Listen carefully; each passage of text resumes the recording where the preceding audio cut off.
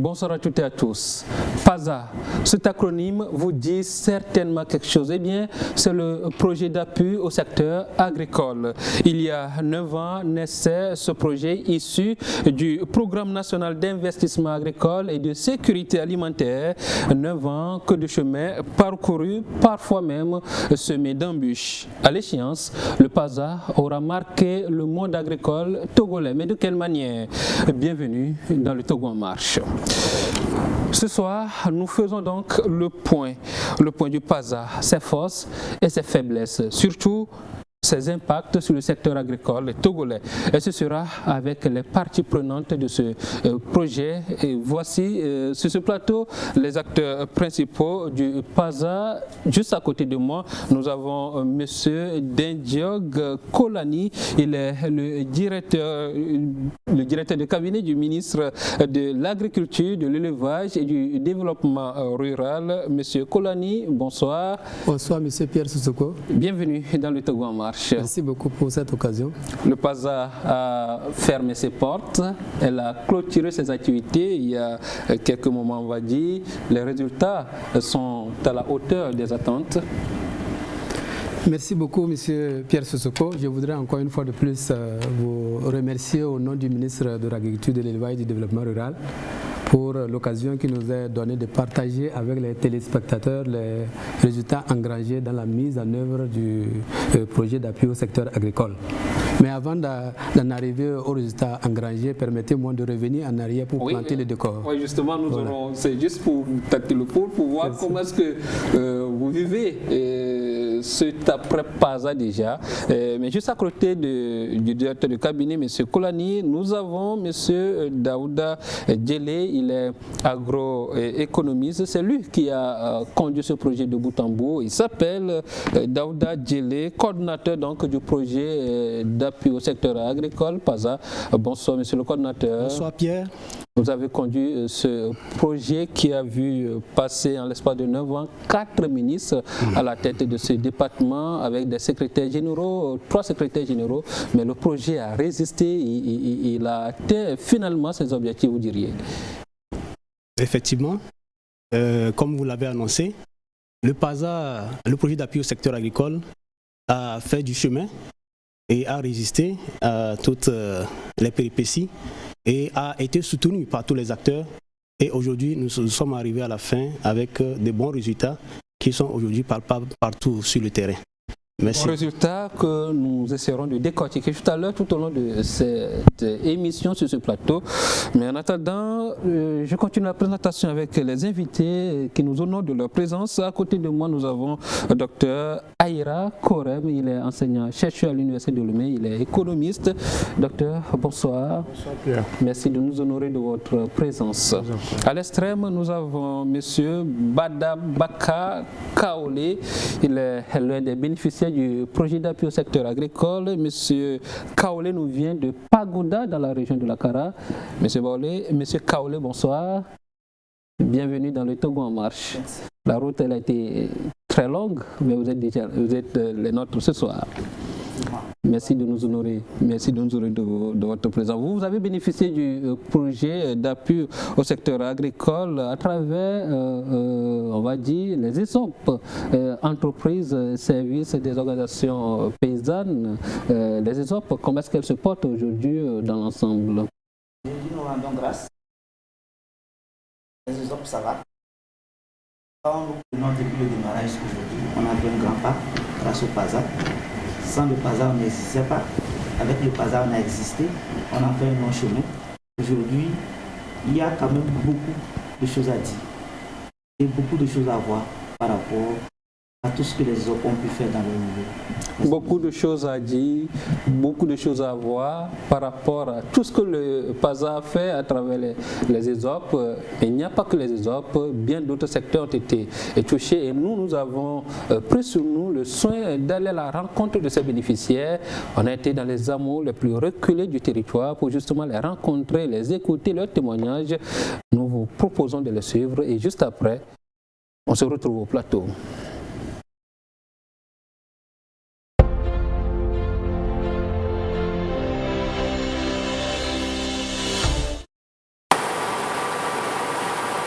machines n'ont pas cessé de tourner depuis près de 10 ans déjà dans cette usine.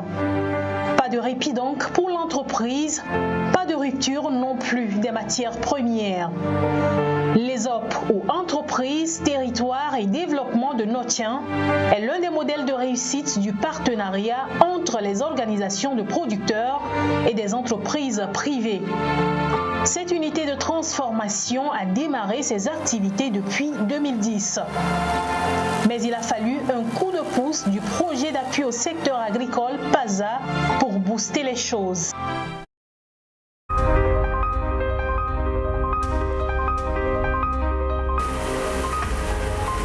Dans cette rizière, le riz paddy est usiné et transformé en riz blanc. Le processus se fait en diverses étapes. Pialo est directrice de l'entreprise. Périodiquement, comme ce jour, elle tient des réunions avec les organisations des producteurs. Essowe est producteur de riz. Il fait partie de tous ceux qui ont tiré profit du partenariat soutenu par le PASA. Avant, quand on vendait ça au marché, nous avons vu que les bonnes femmes nous trichaient. Mais vu maintenant par kilo qu'on pèse avec les autres, on voit que ça nous arrange. PASA a construit des magasins de stockage de nos riz et des usines de transformation.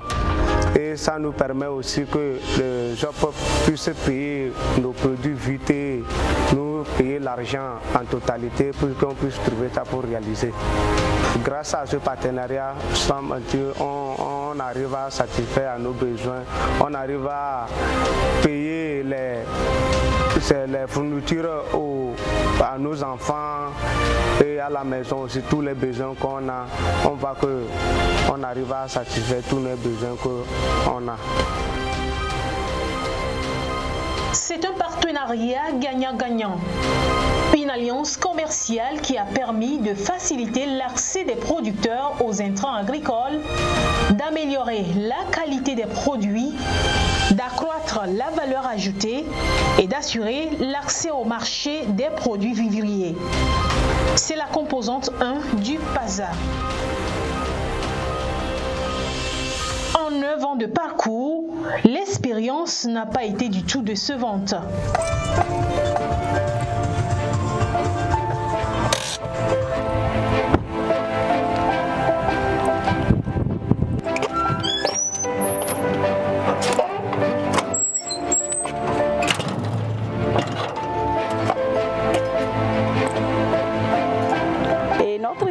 Avec PASA a démarré en 2012. L'activité de transformation dans notre structure a démarré en décembre 2013. Et à partir de 2014, PASA nous a encore acheté un stock de matières premières de 400 tonnes. Aujourd'hui, nous sommes à 2000 producteurs. Or, au départ, en 2012, on était à 200 producteurs.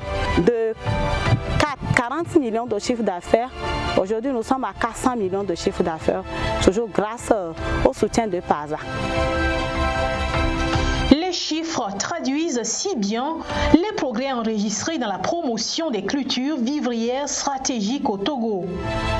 Augmentation des productions, augmentation des parcelles cultivables et extension des rizeries. En 2012, on avait commencé avec 423 producteurs et en 2016, on était à 1286 producteurs, dont 484 femmes.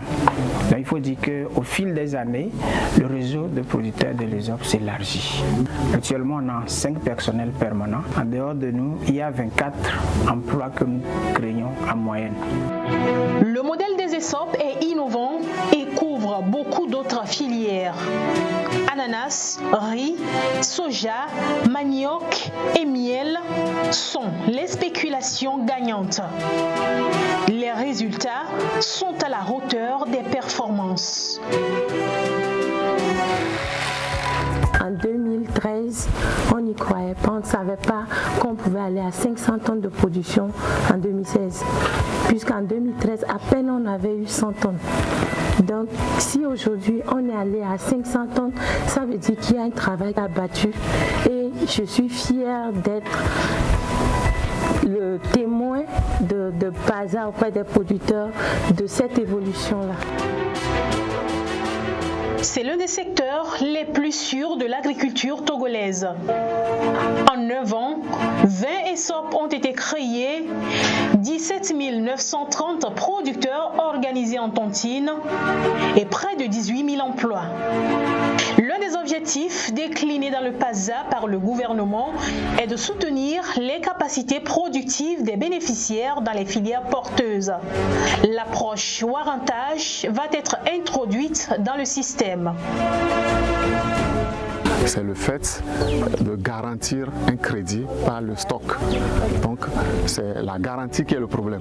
Alors que le producteur qui n'a pas de garantie, comme des hypothèques, papier pour terrain ou sa maison, légalement fait, mais il va garantir le crédit qu'il reçoit par le stock qu'il a dans un magasin. Et le microfinance a confiance, ou bien l'institution financière a confiance et il lui donne ce crédit. Le concept fait ses preuves et séduit le monde paysan. Plus question de brader les produits champêtres. Donc, warrantage c'est l'embatteur, pas pour faire quoi au bona fara. Parce que you m'a fait quoi de bona fara, que tu dis bona. Là, you es tout bleu, c'est tort, sans que la coupe qu'il y a ben bagod, que pendant te me légli, tu n'en te tournes. D'or tant que du yumba, ton quat, tu quat yumba, tu n'y que ça la fa, nyanten, tu n'y que je fais tout un ambassade de Mohasaton. Warrantage a changé beaucoup de choses dans ma vie. J'ai arrivé à payer une moto pour le déplacement. J'ai payé tricycle pour ramasser mes produits, mes récoltes au champ, à la maison et au magasin. J'ai payé la télé. J'ai payé plaque solaire pour apprendre mes enfants. Et cette année, j'ai la chance que ma première fille a eu bac. Je l'ai amenée à l'école, à l'université Lomé. Je l'ai mis dans l'école privée. Je paie 500 000 par an. Et c'est moi qui lui supporte par rapport à la location, nourriture. J'ai aucun frère à Lomé. C'est moi qui fais tout.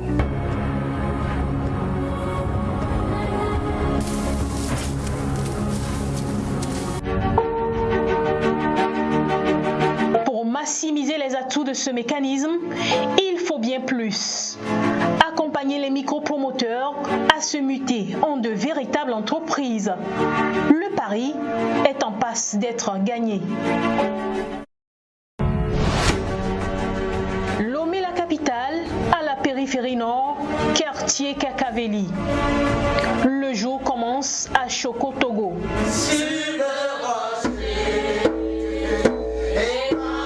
Ainsi démarre le quotidien du personnel de cette mini-entreprise de transformation. Ici, le cacao subit plusieurs processus, de la fève à la tablette de chocolat made in Togo. La matière première est issue des champs de cacaoyers de la région des plateaux. Ce sont les pâtes de cacao qui dérivent des fèves de cacao que les femmes ont triées, décortiquées, apalimées. Donc après, quand les pâtes arrivent ici, ça durcit. Donc nous allons refondre ça et préparer le chocolat dans la raffineuse. Le promoteur Eric Agbokou. Longtemps, il s'est accroché à un rêve qui, depuis quelques années, voit un début de réalisation. En Allemagne, j'ai constaté qu'il n'y a aucune maison dans laquelle ils ne mangent pas le chocolat par jour. L'Europe ne produit pas le cacao. Maintenant, quand nous revenons en Afrique, nous voyons qu'il n'y a rien où on voit d'abord le chocolat, ni les dérivés du cacao ou bien du chocolat. Si nous voulons sortir de la pauvreté, il faut que ces matières premières soient transformées localement. Une aventure entamée depuis 2019, parsemée de traversées de désert. Mais Eric et ses collaborateurs, contre mauvaise fortune, font bon cœur. Quand on a dit qu'on va commencer à faire le chocolat, beaucoup de gens se sont moqués de nous. Personne ne croit en toi. Et on croit que tu es vraiment un fou. Et on s'est dit, on va continuer parce que pendant 4 ans, on a travaillé sans gagner même un seul franc. Une détermination détermination qui a fini par payer. Avec le soutien du projet d'appui au secteur agricole PASA, beaucoup de choses vont changer dans cette entreprise. Ces femmes qui étaient à la maison, qui dépendaient totalement de leur mari, donc ce projet a permis aussi à valoriser la femme, à lutter pour l'autonomisation de la femme. Donc ici à Lomé, au niveau de ce site, nous avons les jeunes, femmes comme hommes, tous sexes confondus. Donc Choco Togo a permis à beaucoup de personnes, dont moi-même, d'avoir un emploi stable et de lutter contre le chômage. L'entrepreneuriat agricole gagne du terrain. Nombre de jeunes y ont foi pour peu qu'ils obtiennent un accompagnement, mieux un appui. Dans la région de la Kara, 2 jeunes entreprises tentent de remettre au goût du jour la consommation du fonio. On a constaté qu'il est en voie de disparition alors qu'il est un produit à multiples vertus. Parallèlement, PASA nous a dans un premier temps versé 1 750 000 qui nous a permis d'acheter un certain nombre d'équipements. Donc, dont vous voyez le conteneur là et la machine cuve rotative et des séchoirs. En 2019, nous avons donc pu commencer la production et l'exportation du fonio bio certifié par Ecocer. Actuellement, nous sommes en train de travailler sur notre 4e commande. Et cette 4e commande émane du premier client américain qui, avant de nous faire confiance, a dû envoyer des experts pour venir aussi nous auditer, tout comme Ecocer l'a fait. C'est un domaine vraiment porteur. C'est vrai qu'il est exigeant parce que c'est du bio. Ça exige beaucoup de travail et tout, mais c'est rentable. Avec l'arrivée de PASA, l'appui de PASA, on s'est dit non, ouais, il y a des gens qui sont derrière nous, il y a des gens qui nous regardent, il y a des gens qui s'intéressent à nous, donc il faudrait y aller. Donc on a essayé, on a continué, et je pense qu'actuellement, mes collaborateurs ne vous diront pas qu'ils sont dessus parce que chacun en tire le meilleur de lui ici.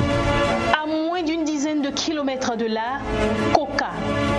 Ici, des jeunes producteurs réunis en association ont créé l'entreprise CSSD ou la coopérative sociale et solidarité de Doufelgou.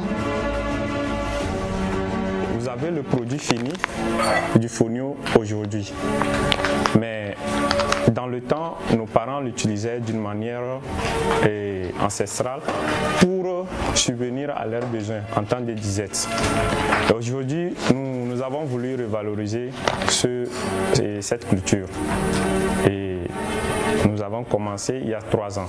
Aujourd'hui, grâce au PASA qui nous a accompagnés avec certains matériels de production, à savoir un tricycle et un chauffe-eau à gaz et certaines choses, ça nous a permis de booster la production de notre structure. La CSSD a fait peu à peu parler d'elle dans le milieu. Elle a créé des emplois pour les jeunes et femmes. Dans cette session, par exemple, on retrouve des permanents, mais aussi des temporaires qui animent la vie de l'entreprise.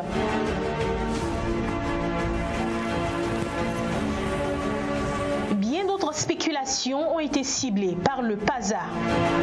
Les cultures d'exportation, notamment le coton, le café et cacao, ont aussi reçu l'appui de ce projet. Dans les zones de production, des changements s'observent. Les producteurs se frottent les mains. Dès que le PASA est arrivé, nous avons vu maintenant qu'il y a amélioration dans notre vie. Dans nos champs maintenant, si tu rentres, tu vas savoir que vraiment il y a un champ de cacao ici. Et puis le rendement aussi est meilleur par rapport à ce que nous faisons avant.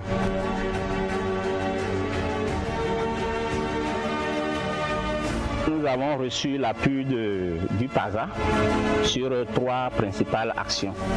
La première action était de mettre en place un dispositif qui qui apportera un appui conseil agricole aux producteurs de café cacao. La deuxième action était de fournir aux producteurs de café cacao du matériel végétal performant pour leur permettre de régénérer leurs vieilles plantations et de créer de nouvelles plantations. Et enfin, la troisième action, c'est de renforcer l'organisation des producteurs et de mettre en place l'interprofession des acteurs du café cacao.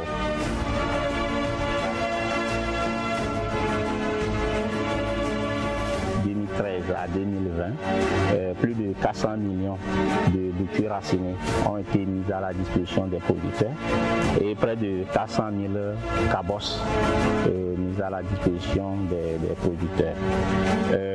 Il y avait aussi des plans agroforestiers, à peu près 89 000 plants ont été livrés aux producteurs, les poivriers, près de 60 000 et puis aussi des plantains. Aujourd'hui, l'ITCC a 5 centres de production de matériel végétal qui ont été réhabilités et aussi le site de production de cabosses de l'Itracraft qui a aussi été réhabilité avec la mise en place d'un système d'irrigation. Les atouts du PASA se capitalisent également dans les domaines de la pêche continentale et l'aquaculture. Des financements pour l'installation des entreprises piscicoles ont été rendus possibles. Pisciculteurs et pêcheurs peuvent désormais avoir accès facilement au marché.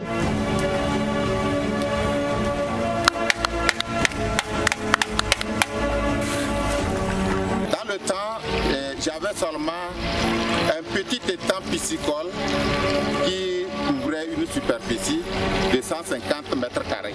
Aujourd'hui, avec PASA, j'ai eu un financement de 14 785 500 francs qui m'a couvert et a pouvoir réaliser les deux étangs piscicoles de 800 mètres carrés que vous voyez.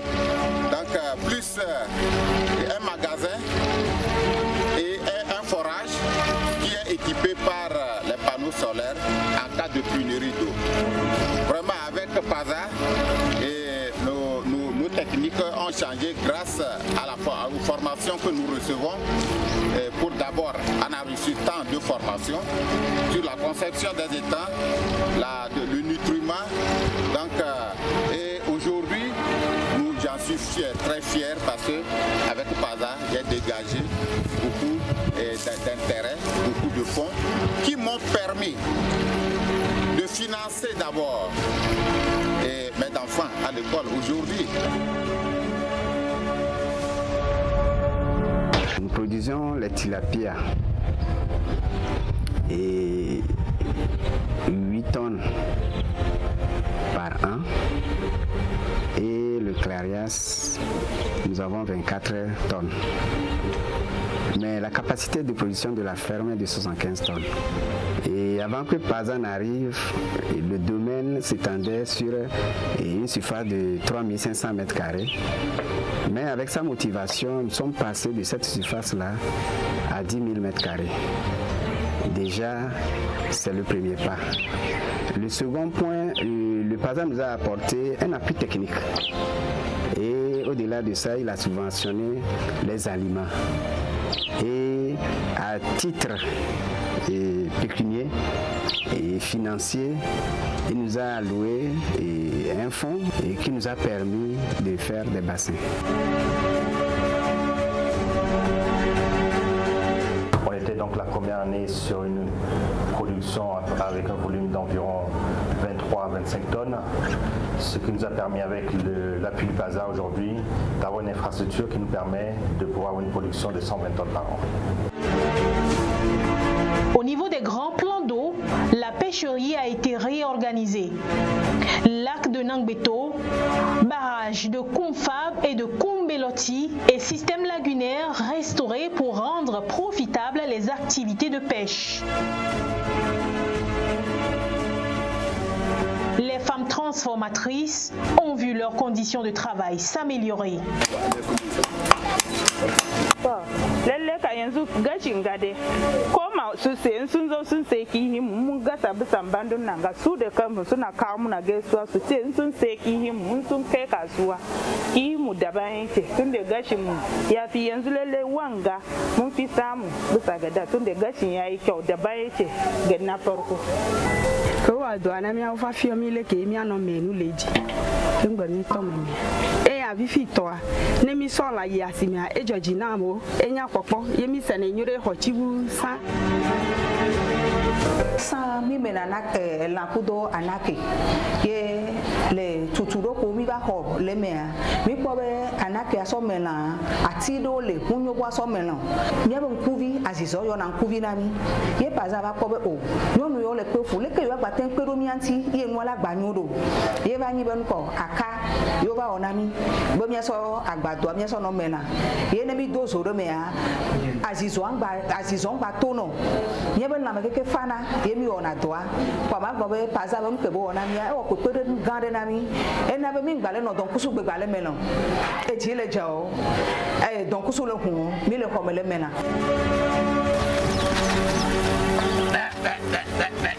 L'autre grande ambition du projet d'appui au secteur agricole, c'est bien la relance du sous-secteur de l'élevage au Togo. Elle est axée sur la reconstitution des cheptels avec des géniteurs améliorés.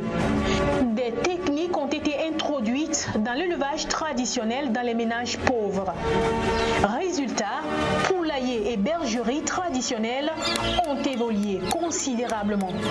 Kérim fait partie de ceux qui ont su capitaliser les acquis du PASA dans l'élevage commercial. Si le début n'a pas été du tout aisé, aujourd'hui c'est un homme comblé qui témoigne de son parcours.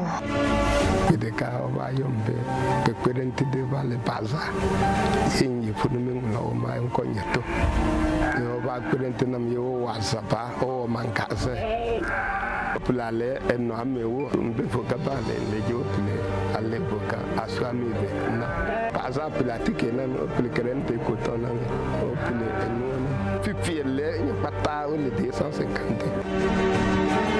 On les appelle des éleveurs élites de petits ruminants et de volailles. Ils sont près de 500 éleveurs de ces espèces formés sur l'ensemble du territoire national. À Guérinkuka, Uniborté est l'un des heureux gagnants des appuis du PASA. Depuis 2015, il est devenu une référence dans le milieu.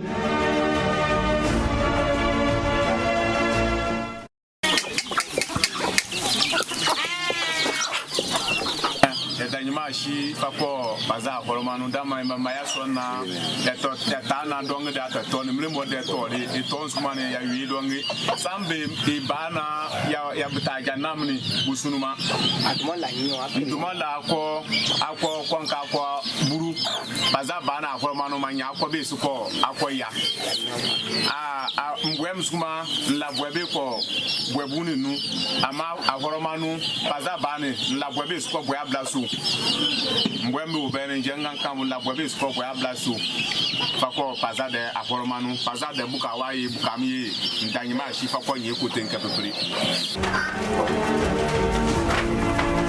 Pour accroître la productivité et la durabilité de la production de l'élevage, la promotion de la santé animale figure en bonne place dans les grands axes du PASA.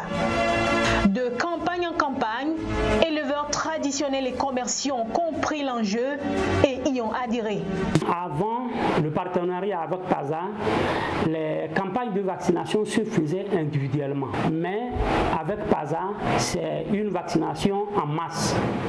Et ça a permis que les éleveurs, après 2 campagnes de vaccination, puissent continuer. Le comportement des éleveurs a changé parce qu'actuellement, ils ont compris qu'en vaccinant leurs animaux, ils arrivent à les protéger et en conséquence, ils ont gain de cause parce qu'ils ont un grand nombre à pouvoir vendre à la fin. poulaillers et bergeries en bonne santé contribuent à éradiquer la faim, à garantir la bonne santé des populations et la durabilité de la production alimentaire. Et la construction des aires d'abattage promues à travers les régions du pays reste une suite logique de la chaîne. Une aire d'abattage, c'est un site sur lequel on abat les animaux pour la consommation, c'est-à-dire les bœufs, les petits ruminants et autres. Donc l'aire d'abattage de Djamdé est constituée de 4 blocs principaux. Nous avons un bloc d'exploitation et une PAC de stabilisation qui se trouve juste à ma droite. Nous avons un bâtiment qui est appelé le 5e quartier où l'on traite souvent les autres parties des animaux, les pattes, les peaux et autres qui est devant moi. Et nous avons aussi le bloc administratif qui est plutôt de l'autre côté à l'entrée. Le système de rail permet maintenant de stocker la viande, soit à la réfrigération, dans la chambre froide, ou soit d'amener directement en dehors du bloc d'exploitation où les camions frigorifiques sont disposés, peuvent prendre la viande déjà traitée et amener au marché pour la vente.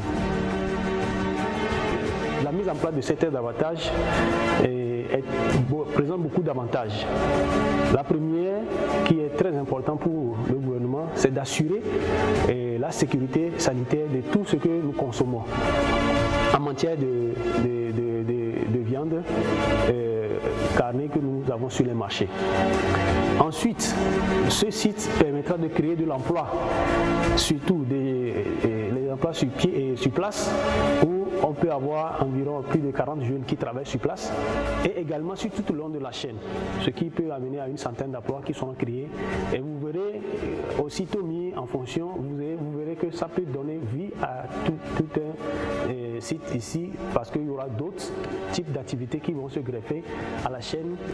Toute une chaîne pour valoriser davantage la filière. En 9 ans, le PASA a fait du développement des modèles d'entreprise, de services et organisations de producteurs une réalité. Il a facilité l'entrepreneuriat rural à travers le financement de micro-projets.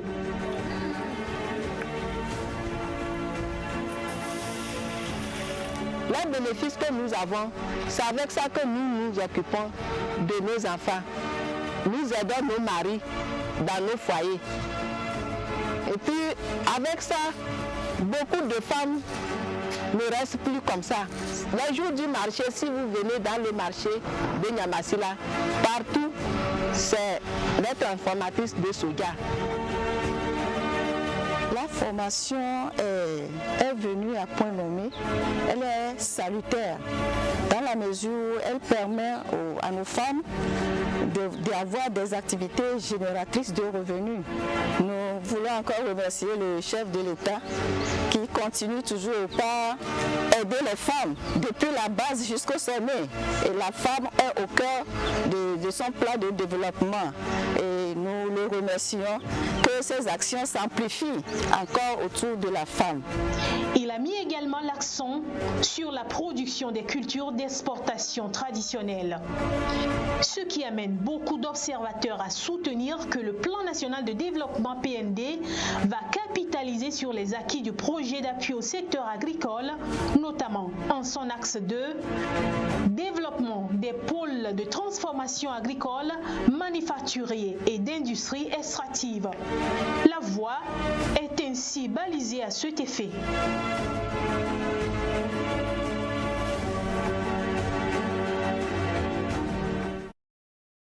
Nous voici de retour après ce voyage dans l'univers, on va dire, du PASA à travers l'ensemble du territoire. Mais j'ai envie de vous demander, monsieur le directeur de cabinet du ministre de l'Agriculture, de l'Élevage et du Développement rural, au vu des images que nous venons, si je peux me répéter, que nous venons de suivre, est-ce qu'on peut être en mesure de dire aujourd'hui que les objectifs assignés au PASA au départ ont-ils été atteints? Merci encore, M. Pierre. À écouter les témoignages des bénéficiaires directs de financement du PASA, cela prouve à suffisance que les objectifs assignés au départ au PASA sont atteints. L'objectif de développement du PASA, c'était quoi? C'était de réhabiliter, de renforcer les capacités productives des bénéficiaires dans les filières prioritaires et créer un environnement propice au développement du secteur agricole. À travers ces témoignages, nous voyons qu'il y a eu un soutien à la production, la production vivrière, la production des cultures de rente et la production également de la production halieutique continentale pour améliorer la productivité et l'accroissement des revenus. Alors le PASA a fait beaucoup auprès du monde rural, auprès du monde agricole togolais. Est-ce aujourd'hui, l'on est en droit de dire que le PASA a balisé la voie, comme l'a dit la chute de notre reportage, est-ce que le PASA a balisé la voie on va dire, à l'essor du secteur agricole togolais, M. Daouda? Merci Pierre. Merci tout d'abord pour cette opportunité que nous avons faite de parler des réalisations du PASA. Et merci aussi à tous les acteurs qui ont bataillé dur pour l'atteinte de ces objectifs. Effectivement, le travail qui a été fait, le PASA, ouvre le chemin à d'autres initiatives, surtout la feuille de route lancée par le gouvernement. D'abord, je peux mettre l'accent sur l'innovation du modèle du PASA, qui est l'accent mis sur les entreprises de services et des organisations des producteurs. Les ESOP. Les ESOP. Les ESOP, c'est une entreprise qui crée des conditions aux petits et moyens producteurs pour garantir des revenus durables et pérennes, et ensuite pour avoir accès au marché en quantité et en qualité, bien sûr, par rapport aux produits qui sont mis en place, et permettre le partenariat et de la transformation. Donc, ce modèle met en exergue le partenariat public-privé, parce que ça permet aux producteurs d'avoir un entrepreneur de service qui est dans leur milieu, qui les accompagne en mettant à leur disposition les intrants. Après, les produits sont transformés de manière à répondre aux besoins des consommateurs sur le terrain et chacun tire son bénéfice. Donc, c'est un modèle vraiment à capitaliser. Mais le modèle ne s'étend pas à tous les secteurs. Vous avez sélectionné certains secteurs avec des spéculations bien choisies. Effectivement, c'est pourquoi je dis que c'est un modèle sur lequel on peut capitaliser, puisque nous avons au moins couvert 3 filières avec ce modèle. Et ce modèle peut être appliqué à d'autres secteurs, comme le secteur de la viande et les secteurs de l'exportation, etc. Et ce partenariat traduit aujourd'hui l'objectif de développement des pôles de transformation agricole que nous avons comme point phare de la politique du gouvernement. Il y a l'autre aspect, c'est l'appui aux initiatives innovantes qui ont permis aujourd'hui l'essor de l'entrepreneuriat. Beaucoup de choses ont été faites et ça ouvre la voie à la consolidation de tout ce qui a été fait en mettant l'accent sur l'entrepreneuriat. Aujourd'hui, les jeunes ont besoin de l'accès au financement et le PASA a balisé le terrain en mettant en place des instruments financiers qui permettent à tous les bénéficiaires d'avoir accès. Parce qu'il fallait faire un travail de polissage du secteur agricole. En 2009, il y avait un problème d'accès au financement. Aujourd'hui, les jeunes ont accès un peu au financement, mais il faut qu'ils accroissent leur activité. Et ceci rentre vraiment dans l'un des objectifs du gouvernement pour mettre à l'échelle toutes les initiatives et mettre ces petites entreprises et les transformer en petites et moyennes entreprises ou bien en des grandes entreprises. Oui, voilà. Le PASA, c'est 3 grandes composantes qui ont bouleversé justement, comme vous êtes en train de le dire, le secteur agricole togolais. Je reviens à vous, monsieur le directeur de cabinet. Si on prend ces composantes, en quoi elles auraient apporté de façon substantielle à l'essor du secteur agricole togolais? Oui, prenons la première composante qui est la promotion des cultures vivrières stratégiques, notamment le maïs, le riz. Et quand on prend l'exemple du riz, le modèle des ESOP dont vient de développer le coordonnateur délégué du PASA prouve à suffisance que ce qui a été mis en œuvre, témoigné par les bénéficiaires directs, ont contribué à l'essor de l'économie togolaise. La deuxième composante parle de la relance du secteur de l'élevage.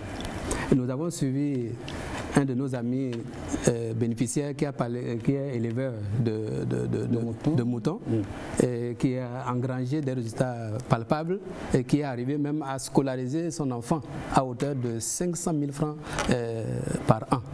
Et je pense que cet exemple est un exemple concret. Parce que l'objectif même, je peux revenir en arrière du PASA qui est issu du PINESA, c'était d'accroître les revenus des producteurs pour améliorer leurs conditions de vie, d'une manière générale, les ruraux. Alors, docteur Korem, vous qui êtes économiste, un enseignant-chercheur, vous qui êtes hors de ce projet, mais vous portez quand même un regard sur ce qui se fait. Est-ce qu'aujourd'hui, vous pouvez, de façon objective, dire que le PASA aura apporté au secteur agricole togolais? Oui, effectivement, avec tous les témoignages qu'on vient de voir dans l'élément qui est passé, je pense que le PASA a apporté un plus à l'économie togolaise. Et d'abord, on peut se poser quelques questions. Est-ce que ce projet est pertinent? Et la réponse est affirmative. Ce projet est très pertinent parce qu'il est d'abord implanté dans le secteur agricole qui représente un poids de plus de 40% du PIB et où plus de 60% des Togolais travaillent.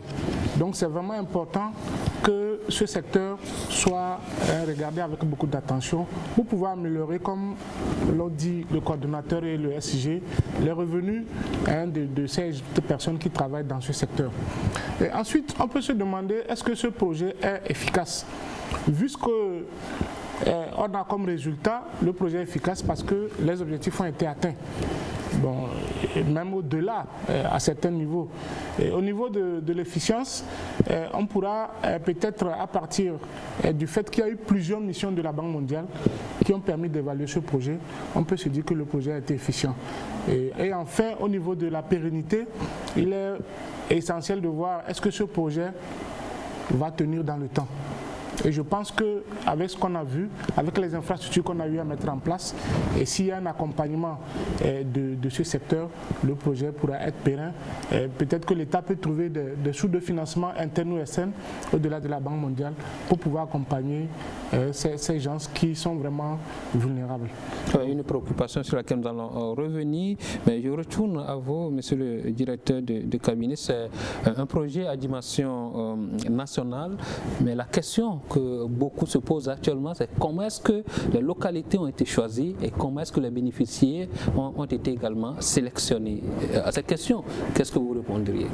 Oui, c'est facile. Si on prend par exemple la relance du sous-secteur de l'élevage, dans le domaine de la vaccination, tous les animaux, toutes les volailles ont été vaccinées là. Il fallait faire une identification de tous les éleveurs. Là, il n'y avait pas de distinction. Tous les éleveurs, leurs animaux ont été vaccinés. Prenons l'exemple maintenant des fonds compétitifs. Là, il fallait passer par un appel à manifestation. Donc, et retenir ceux qui sont compétitifs. Il y avait également certains producteurs qui font des demandes de subventions à coût partagé, soit à hauteur de 40, 50, voire 100%. Et quand on prend également c'est pareil pour les ESOP.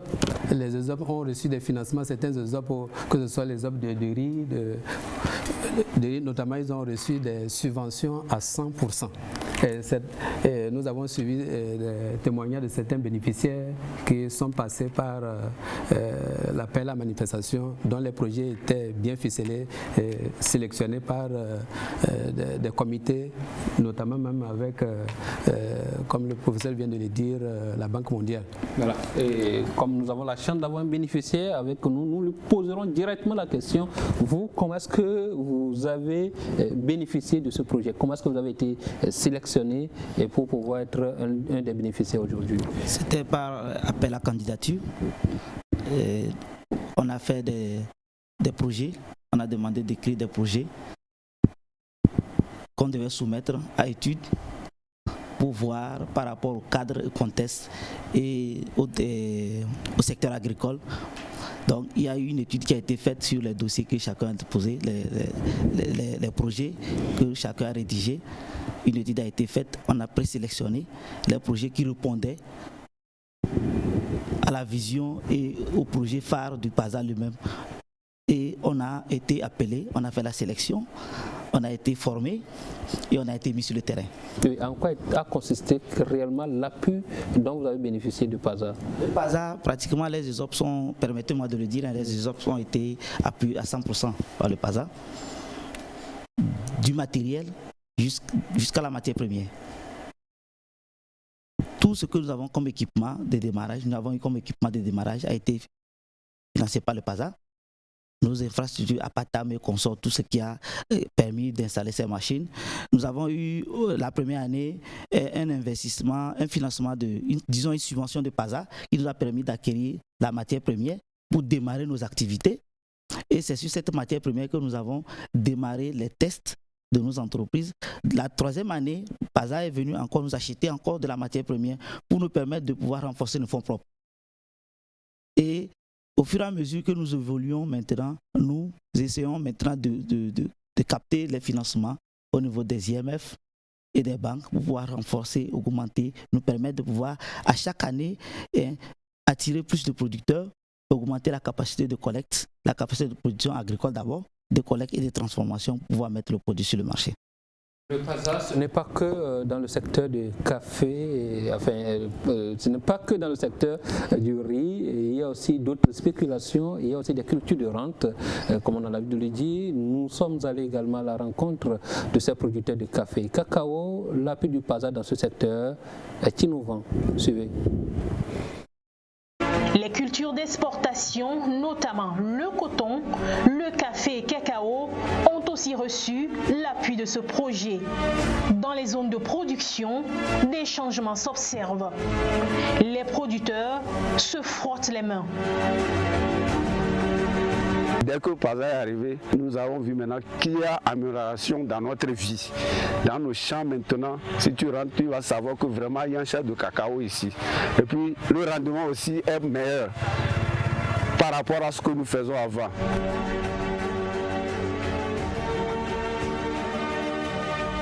Nous avons reçu l'appui du PASA sur 3 principales actions. La première action était de mettre en place un dispositif qui apportera un appui conseil agricole aux producteurs de café cacao. La deuxième action était de fournir aux producteurs de café cacao du matériel végétal performant pour leur permettre de régénérer leurs vieilles plantations et de créer de nouvelles plantations.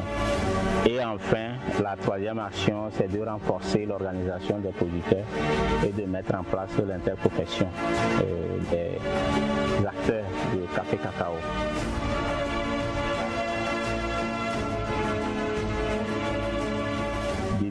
À 2020, plus de 400 millions de cuir raciné ont été mis à la disposition des producteurs et près de 400 000 cabosses mises à la disposition des producteurs.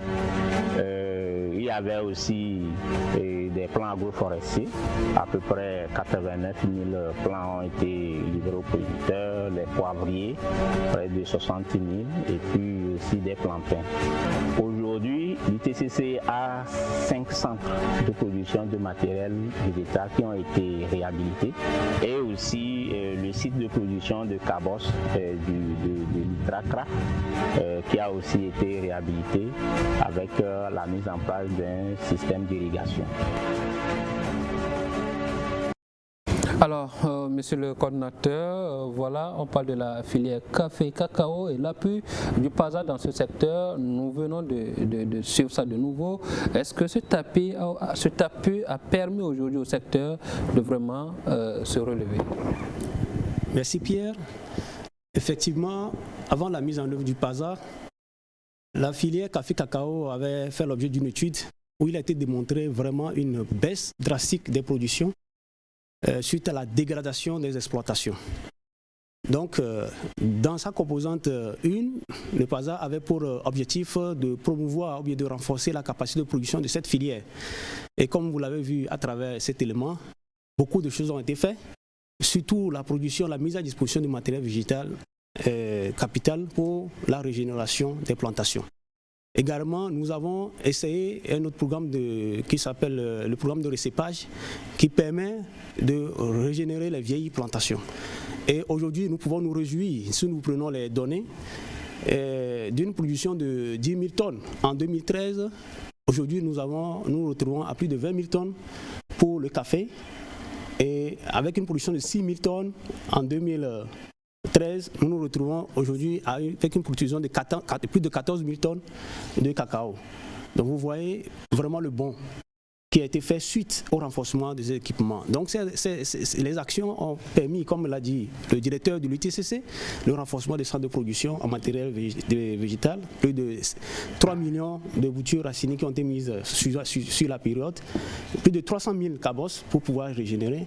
Et nous avons fait également des appuis de diversification où on a mis plus de 40 000 plans d'agroforesterie parce que vous savez, la filière café-cacao, le cacao a besoin de conditions climatiques propices pour pouvoir se développer. Il faut les associer avec les arbres agroforesterie, suivant les études qui ont été montées. Donc on a associé la dissémination de cette technique en accompagnement avec les plans agroforesterie. Et l'autre chose que le PASA a également apporté à ce secteur, c'est la promotion de la transformation sur place. Nous l'avons vu dans la première partie de cette émission.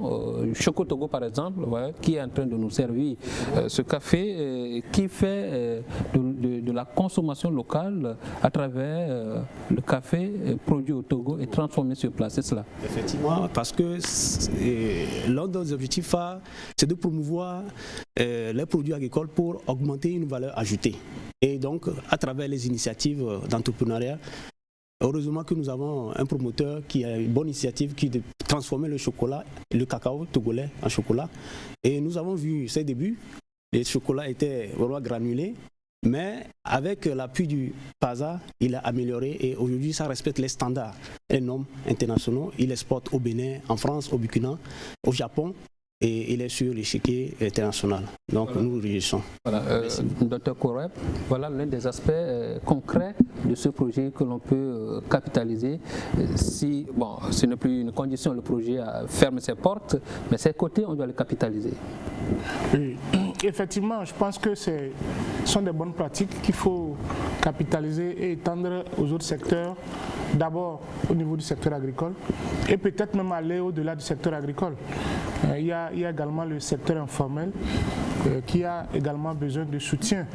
Donc peut-être que le gouvernement togolais va peut-être s'appuyer sur ces résultats qui sont vraiment de très bonnes réussites pour pouvoir peut-être financer d'autres projets avec des partenaires techniques et financiers qui pourront accompagner d'autres acteurs dans le secteur agricole et peut-être au-delà du secteur agricole pour que vraiment on puisse améliorer le revenu de ces acteurs qui travaillent dans ces filières-là. Puisque l'objectif au départ, c'est d'accroître justement le revenu des populations, de façon générale, les populations rurales en particulier. Notamment les femmes et les jeunes. Et voilà. Et donc cet objectif semble être atteint. Aujourd'hui, nous avons la chance d'avoir une femme. Voilà, c'est le nouveau visage sur ce plateau, Madame Sommier Agna. Elle est bénéficiaire également de PASA. Elle nous vient de Waragni. Waragni, c'est une localité de Blita. Madame, bonsoir. Merci d'avoir fait le déplacement depuis Waragni dans le Blita pour être les nôtres ce soir. Dites-nous concrètement, vous, de quoi avez-vous bénéficié de PASA? PASA nous a aidés avec le moulin et le magasin. Vous êtes dans quel domaine d'activité d'abord? Nous transformons les noix de karité en beurre. Transformez les noix? Les noix de karité en beurre de karité. D'accord. Ok, donc le PASA vous a apporté des appuis en quoi? PASA nous a aidés par le magasin. Il nous a construit le magasin, le moulin, plaque solaire et il nous a donné les marmites aussi et malasseuse et torficateur. Ça veut dire que au départ, vous faisiez vos activités de façon traditionnelle et que c'est avec l'appui de PASA que vous avez pu décoller. C'est cela? Faites-nous le témoignage. Avant, là, on faisait ça avec la main. On cassait les noix sur les meules et dans les mortiers. Les autres pilent ça dans les mortiers. Après tout, on va torficer ça dans les marmites. D'accord. Et PASA nous a vus et il nous a donné le torficateur. Alors, et oui, allez-y. Oui. Torficateur et malasseuse aussi. Avant, si on torfie, on finit de torfier, on pile ça aussi avant d'aller écraser ça sur les mules. Voilà, donc on va dire toute une corvée que vous faites avant d'aboutir au produit fini. Mais aujourd'hui, avec le PASA, les choses, c'est beaucoup plus léger pour vous. Oui, monsieur. Alors, qu'est-ce que vous avez eu à gagner dans cet accompagnement de façon concrète, puisqu'on parle de croissance de revenus? Est-ce que ce que vous faisiez avant et avec l'appui de PASA, il y a eu une différence aujourd'hui en termes d'autonomisation financière? Maintenant, grâce à l'appui de PASA, on transforme beaucoup de choses maintenant. Avant là, si on écrase ça sur les mails, on ne peut pas trouver beaucoup. Mais maintenant, grâce à PASA, il nous a donné le moulin. Si on a beaucoup de commandes, on peut faire ça en même temps pour les donner. Voilà l'un des appuis, Dr Korem, mais la question qu'on se pose, voilà le PASA qui est en train de fermer. Est-ce que ces femmes ou ces bénéficiaires pourront voler de leurs propres ailes et continuer tel que le projet le souhaite au départ? Bon, moi, je pense que c'est des témoignages assez émouvants. Vous voyez, peut-être que nous-mêmes à l'université, moi j'ai entendu parler du PASA, mais je n'avais pas de ces témoignages où la jeune dame, même en zone rurale, a bénéficié de ce projet. Donc je pense que le gouvernement a intérêt à pérenniser ce projet. C'est vrai, le projet est clôturé avec la Banque mondiale, mais comme je l'ai dit tantôt, le gouvernement peut mobiliser aussi bien à l'interne qu'à l'externe, avec d'autres bailleurs de fonds. Je pense qu'il y a beaucoup de bailleurs de fonds qui sont prêts à financer les activités dans le secteur agricole. Je ne vais pas les lister ici pour ne pas être exhaustif.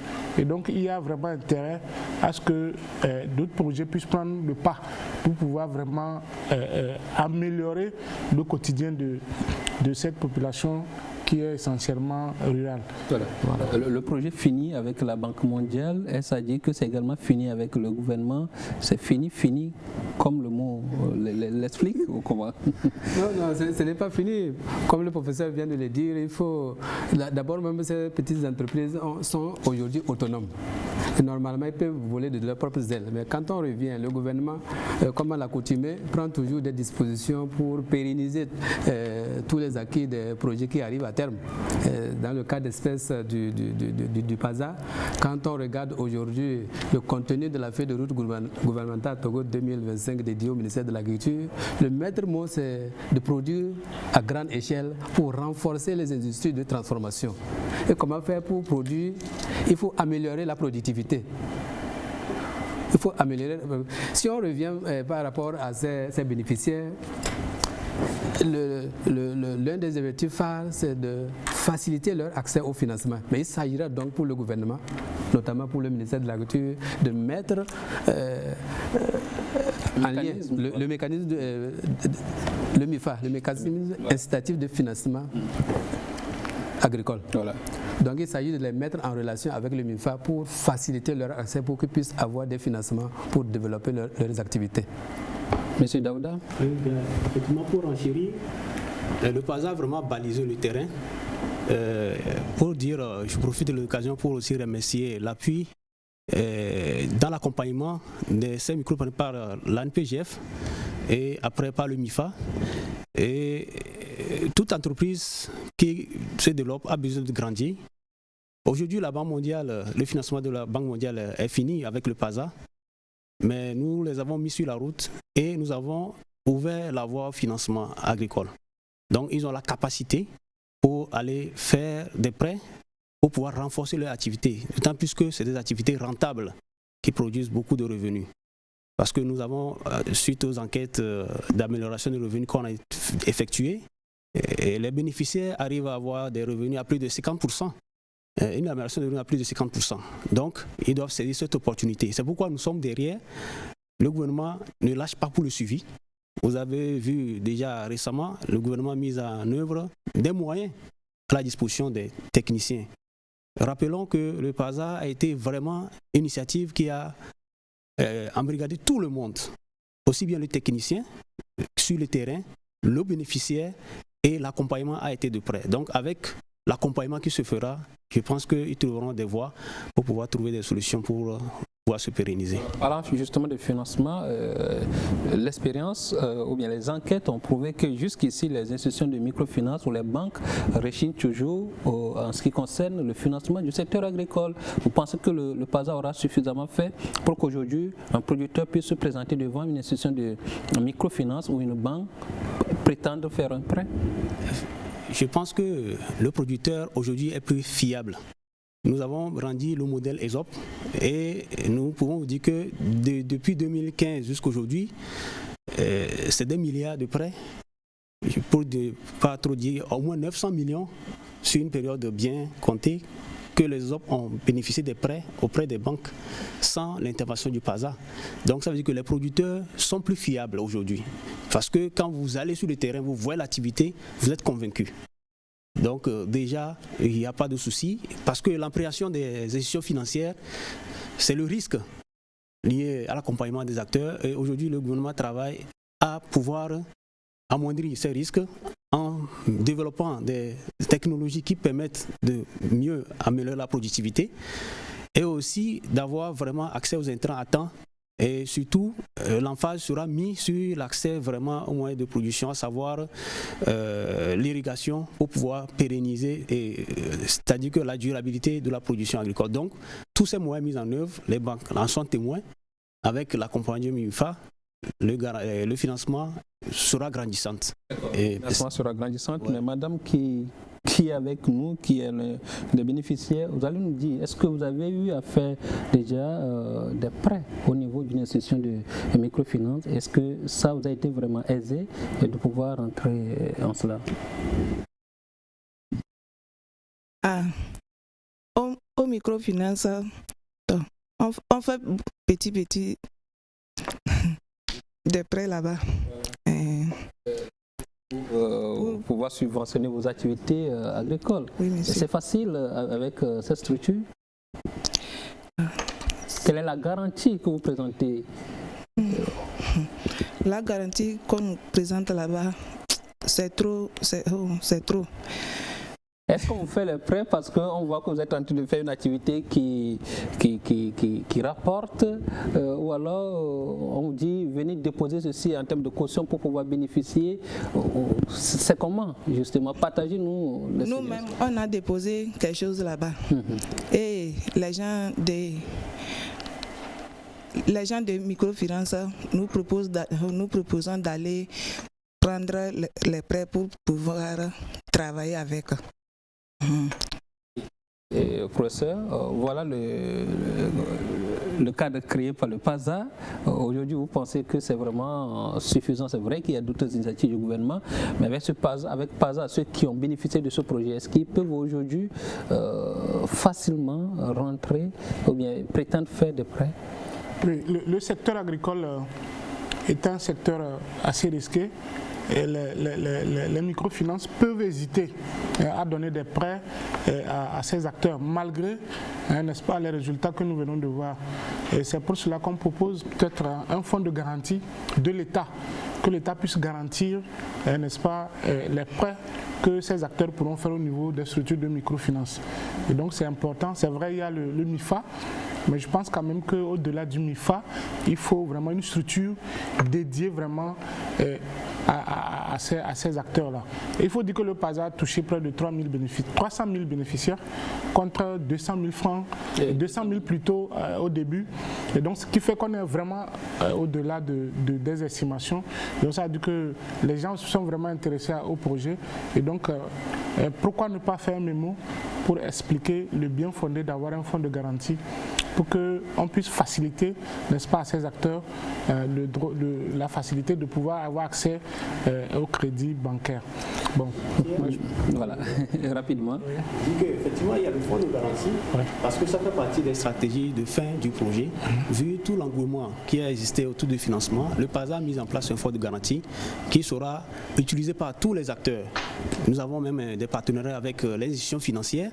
Aujourd'hui, vous êtes du monde agricole, vous pouvez aller faire des prêts au niveau des banques et ils vont s'adosser à ce fonds de garantie pour pouvoir financer les secteurs agricoles. Donc le fonds de garantie est là. Et d'autres projets, même du gouvernement, ont des fonds de garantie et interviennent dans le secteur agricole. C'est pour vous dire que le gouvernement conscient à favoriser cet instrument et qui s'ajoute à tout ce qui est fait comme le MIFA et l'ANPGF. Voilà. Beaucoup d'analystes laissent entendre que le PASA a laissé une masse importante de population encline, on va dire, aux effets des changements climatiques. À cela, qu'est-ce que vous leur répondrez, soit le directeur du cabinet ou monsieur le coordinateur? Oui, vous avez la parole. Oui, aujourd'hui, tout le monde entier est frappé par les effets pervers du changement climatique. Ce ne sont pas seulement les bénéficiaires du PASA. Bon, peut-être, si vous permettez, on peut annoncer, c'est sur cette base que la Banque mondiale qui a soutenu le financement, qui a appuyé le gouvernement togolais dans le financement du PASA, au terme du PASA, est en train de financer un autre projet basé sur la résilience des systèmes alimentaires. Et ça, c'est en réponse au choc du changement climatique. Parce qu'aujourd'hui, les changements climatiques ont des effets, soit les sécheresses, les inondations, qui ont des conséquences je pourrais dire, très difficiles sur la production de ces petits producteurs. Alors, puisque nous sommes tendant vers la fin de ce numéro, comment est-ce que vous entrevoyez, monsieur le directeur du cabinet, comment est-ce que le gouvernement entrevoit-il l'après-PASA? Oui, c'est ce que nous venons de dire, mais on va le réitérer. L'après-PASA, grosso modo, vous permettez que je vienne de dire, par rapport à la pérennisation des actions de ces bénéficiaires. Vous voyez, c'est ce qui a conduit le gouvernement à restructurer le MIFA pour orienter prioritairement les financements vers les petits producteurs. C'est l'objectif principal du MIFA. Au lieu d'aller vers les gros, vous permettez, les agrégateurs, il faut aller prioritairement vers les petits producteurs parce que c'est eux qui ont des difficultés d'accès au financement. Et c'est l'un des objectifs prioritaires assignés, pas du MIFA, assignés à la feuille de route dédiée au ministère de l'Agriculture. Faciliter l'accès des petits producteurs au financement. C'est pourquoi je parle d'une manière générale. Ce ne sont pas seulement les bénéficiaires du PASA, mais tous les agriculteurs, il faut faciliter leur accès parce que c'est un frein à l'essor de la production agricole. Au-delà Alors on va comprendre que tout un mécanisme est mis en place pour pouvoir assurer l'après-PASA de sorte que tout ce qu'on a eu à capitaliser pour ce projet ne soit pas, comme on va dire, un échec après. Tout à fait. Même là, c'est la manière dont le PASA a été bâti avec la Banque mondiale, c'est avec une approche sectorielle.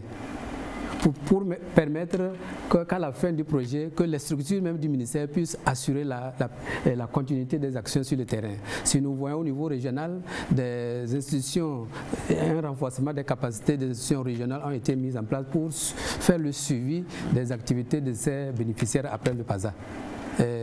Quand on prend le comité de pilotage régional, le comité de pilotage régional dirigé par le directeur régional de l'agriculture, de l'élevage et du développement rural, ils sont chaque fois sur le terrain pour suivre ces projets et les orienter vers les financements ou bien être à l'écoute de leurs préoccupations.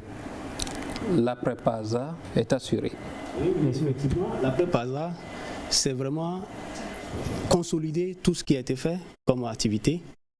D'abord, je donne l'exemple des éleveurs commerciaux où une typologie des acteurs a été faite pour identifier ceux qui ont des chiffres d'affaires allant dans les 5 millions et un accompagnement leur fait pour les transformer en petites et moyennes entreprises. Donc, également, les ESOP sont en train de subir une mutation pour les rendre plus autonomes et très efficace sur le terrain. Donc vraiment, le gouvernement est en train consolider à travers la feuille de route du pays. Les indiscrétions, il y a un nouveau projet qui vient bientôt remplacer le PASA. Oui, comme l'a annoncé le directeur de cabinet, c'est un travail qui est fait avec l'accompagnement de la Banque mondiale et au niveau même de la sous-région pour tenir compte des difficultés liées à la maîtrise des aléas liés au climat. et pour pouvoir assurer une durabilité de cette production que nous avons constatée tout au long des projets et mettre en place des mécanismes et élargir l'accès des marchés au niveau régional. Donc c'est un projet qui sera bientôt mis en œuvre. Merci beaucoup. Mot de la fin, une seconde. Bon, moi je suis vraiment content que la suite soit là et je pense que c'est une bonne chose pour nos populations. C'est une bonne chose pour nos populations. Ça, c'est le projet d'appui au secteur agricole. D'autres projets également sont en cours également pour pouvoir assurer le bien-être de la population, accroître leurs revenus. Nous reviendrons sur ces sujets dans nos prochaines éditions. D'ici là, portez-vous bien. Excellente nuit à toutes et à tous et au revoir.